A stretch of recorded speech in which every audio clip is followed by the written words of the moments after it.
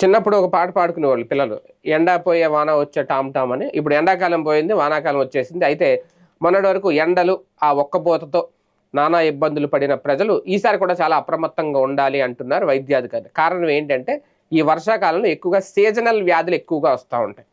ఈ సీజనల్ వ్యాధులు ఇప్పుడు వర్షాకాలం ప్రారంభం అయిపోయింది కాబట్టి, సీజనల్ వ్యాధుల విషయంలో చాలా అప్రమత్తంగా ఉండాలి అనేది ప్రధానంగా పట్టణ ప్రాంతాల్లో డెంగీ, మలేరియా, నీటి ద్వారా వ్యాపించే వ్యాధుల నియంత్రణపై ప్రత్యేక చర్యలు చేపట్టాలి అనేది ఇప్పటికే ప్రభుత్వం మున్సిపల్ శాఖ అధికారులు ఆదేశించింది.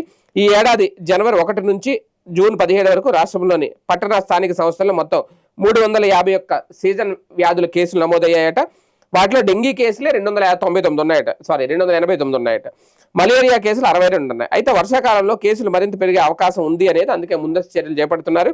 రాష్ట్రంలోని 4 మున్సిపల్ ప్రాంతీయ కార్యాలయాల్లో విశాఖపట్నం ప్రాంతం అత్యధికంగా ప్రభావితం అవుతుంది. ఈ ప్రాంతంలోని 14 పట్టణ స్థానిక సంస్థలు ఈ ఏడాది ఇప్పటి వరకు 161 కేసులు నమోదయ్యాయి. అందులో 104 డెంగీయే ఉన్నాయట, 57 మలేరియా. అంటే ఎక్కువ చాలా చోట్ల మొత్తం వీళ్ళు ఎంక్వైరీ చేస్తే రాష్ట్రం అంతా ఎక్కువ డెంగీ కేసులు ఎక్కువ నమోదవుతున్నాయి. 2వ స్థానంలో మలేరియా ఉంది. సో చాలా అప్రమత్తంగా ఉండాలి.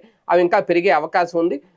పరిశుభ్రమైన నీళ్లు, పరిశుభ్రమైన ఆహారం, ఈగలు దోమలు ఇంట్లోకి రాకుండా మొత్తం ఆ మెస్లు, నెట్లు ఇవన్నీ వేయించుకోవడం, డ్రైనేజీల దగ్గర ఎప్పటికప్పుడు మందు కొట్టుకోవడం, బ్లీచింగ్ చల్లడం, ఇవన్నీ పారిశుద్ధ కార్మికులు చేసే పని. దాంతోపాటు ఎవరికి వాళ్ళు తమ ఇల్లును కూడా శుభ్రంగా చేసుకుంటే మళ్ళీ 4 నెలలు ఈ వర్షాకాలం ప్రశాంతంగా ఉండొచ్చు. లేదంటే ఈ సీజనల్ వ్యాధిన బారిన పడతారు. అప్రమత్తంగా ఉండండి అంటున్నారు అధికారులు.